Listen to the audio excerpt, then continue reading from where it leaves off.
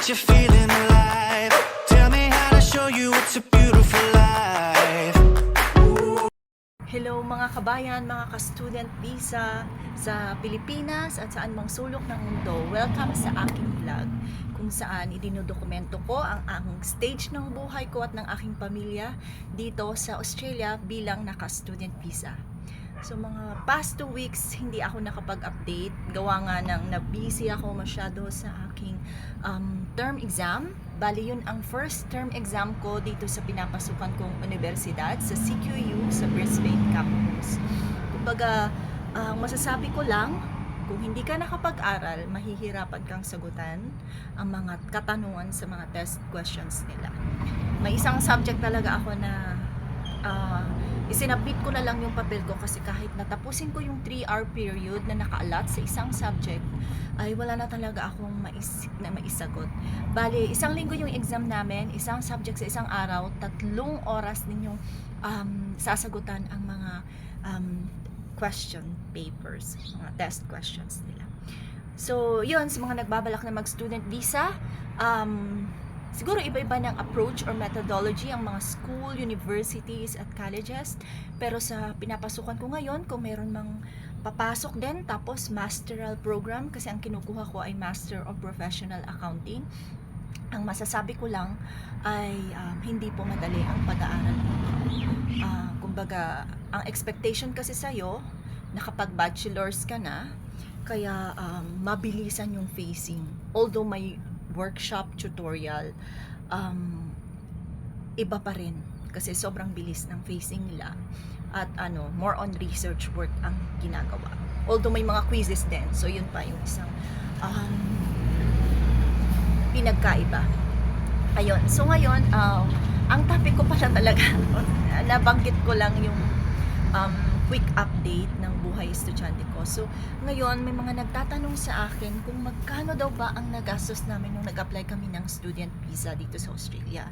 So, bali ako po ay pumunta dito kasama ang aking 2 dependents, ang aking asawa at ang aking 10 taong gulang na anak.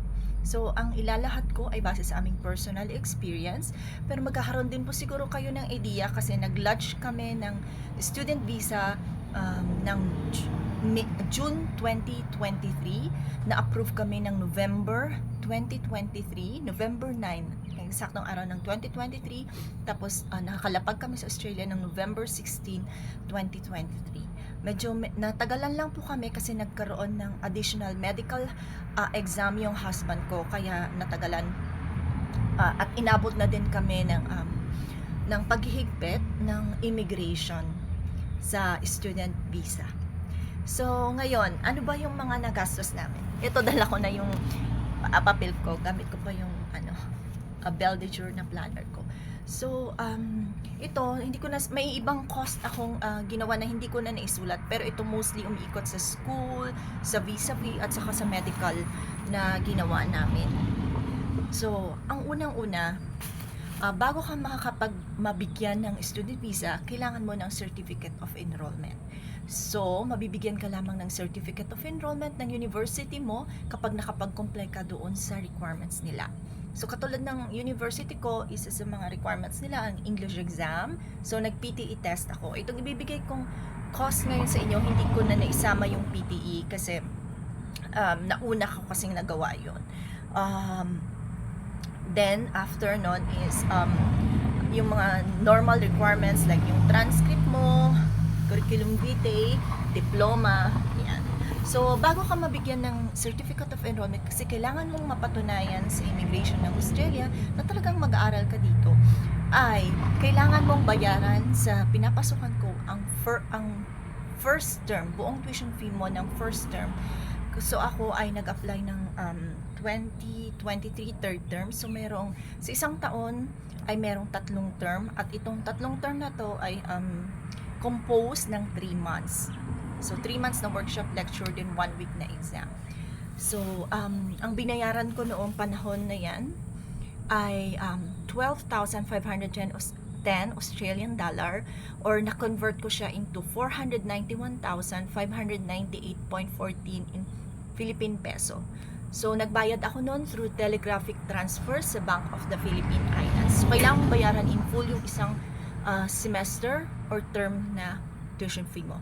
Ngayong term 1, 2024, which is mag-start na ngayong March 2024, nag-increase na po ang aming tuition fee. So, nasa 13 plus na po yung 4 na subject. Ayun, by the way, 4 na subject po pala ang isang term namin sa pinapasukan kong university. So yun, so almost 500k po talaga ang inilabas ko for my tuition fee bilang masteral dito sa CQU. Ang sumunod ay kailangan mong mag-maintain ng health insurance. Bilang student visa kami, temporary visa ang hawak namin, wala kaming benefits sa government. So kailangan namin i-provide ang insurance, hindi ka makakapag-apply ng visa kapag hindi makita ng immigration na wala kang insurance. Just in case magkasakit ka, may emergency dito. So, sa family of 3 kami, kumuha ako ang pinakamababa that time. So, syempre, nag-research tayo sa may pinaka-affordable at legit. Ang nahanap ko ay ang budget policy. So, lumalabas na 11,201 yung binayaran namin for a family of 3 or in Philippine peso, 438,250.59. So, yun po yung mga malalaking portion na kinash out namin nung i-process namin ng student visa. Tapos, ang medical. So, ang medical ay ginawa namin sa Manila or sa Makati. Kaming tatlo to. So, gumastos kami ng 20,060 sa aming tatlo, tas may 210 pesos pa. Next is yung visa fee. So, ang visa fee namin ay nagkakalaga ng 51,940.34. Sa aming tatlo na po yun, na student visa. Tapos, may binayaran din po kami sa VFS Global, sa biometrics namin, na 2,676 or 892 pesos times 3. Yung biometrics po, ito yung last phase. Then, yung anak ko, dahil na ang plan namin ay i-enroll siya sa homeschool dito sa Australia, dahil malaki po ang tipid namin, yung tuition fee na 14,000 Australian dollars sa isang taon, ang nagastos na lang namin ay actually, ang home education unit dito, free of charge. Wala kang babayaran. Pero kailangan mo kasi mag-provide ng lesson plan sa kanila for the whole year ng duration. Since wala talaga akong oras at kailangan ko ng expertise, ang na-research kong platform ay ang UCA. Siya ang biggest home education school na nagbibigay ng lesson plan dito sa Australia at gumastos ako ng 750 Australian dollar or nagkakalaga ng 29,623.38 para sa lesson plan na isasubmit ko sa home education program.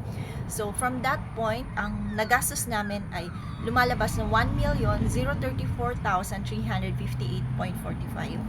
So yun na po, more than 1 million na sa family of 3. Yun ang kinash out po namin. Bukod pa po doon ay nag-request ang immigration ng proof of financial capacity. Parang sinasabi nila show money ito kasi nga dapat may access ka dito sa pera na to. So hinanapan kami ng good for 12 months para sa aming tatlo ng 36,000 plus Australian dollar.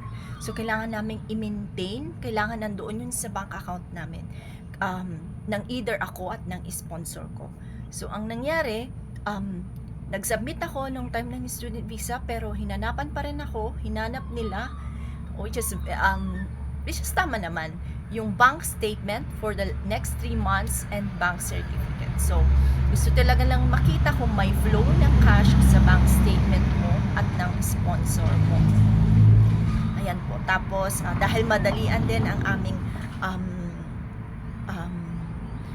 pag-book ng ticket, malaki rin ang nagastos namin noon kasi kailangan na talaga namin mag-flight. Gumastos kami ng 120,000 sa aming Philippine Airlines air ticket. So, yun po lahat ang nagastos namin. So, more than 1 million, sabihin natin siguro nasa 1.2 to 1.3 million. Bukod pa po doon ang proof of financial capacity. So, kung gusto po talaga natin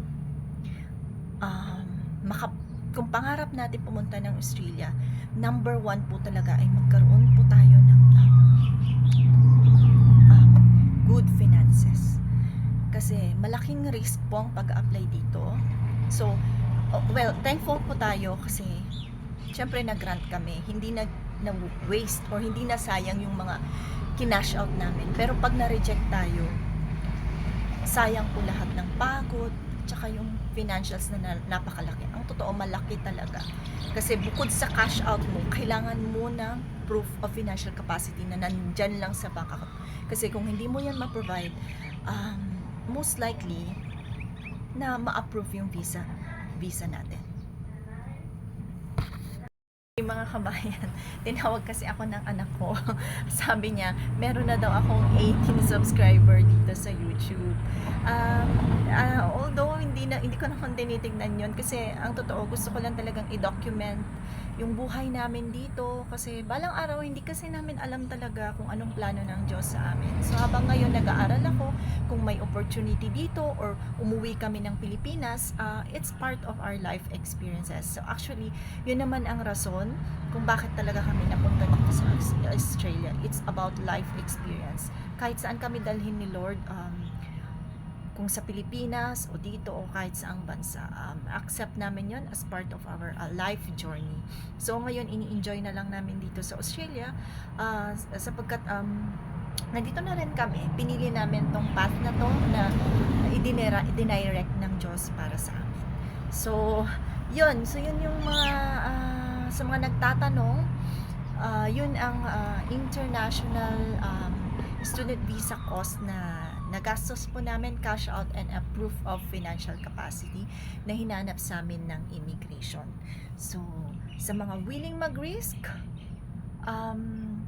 lalo kung bata ka pa, give it a try. Yes, maliit po ang mundo at isa lang buhay natin. Kung risk taker ka, kagaya namin, please go ahead. Masubukan natin. Katulad ngayon, ang dami kong natutunan for the first 3 months na nandito kami sa Australia, na nang ibang bansa kami. Ang masasabi ko lang, mahirap po ang buhay sa ibang bansa. Hindi madali ang buhay sa ibang bansa. Minsan nga may isip ko pa na nasa tamang tama ba yung naging desisyon namin sa buhay, pero yun, yung faith na lang namin is binigay na namin kay Lord kasi in-approve niya yung visa namin. So I think may rason bakit kami nandito ngayon. So after nito, kung makauwi kami ng Pilipinas, maganda pa rin yung opportunity sapagkat madadala namin lahat ng knowledge and experiences na natutunan namin dito. Hindi po madali, ang masasabi ko talaga, hindi madali ang buhay dito sa ibang bansa. Dapat pagdating mo dito, mahaba ang pasensya, tiyaga, determinasyon.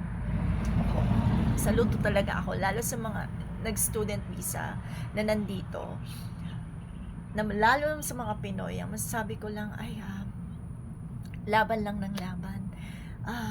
Nandito na rin lang tayo. Let's think on the positive side. So, na mas magandang opportunity at may matututunan tayo dito for sure. So, hanggang dito na lang. Please like and subscribe my YouTube channel, Ako at Ang Australia, for more updates and vlog about our life here in Australia on a student visa. Bye!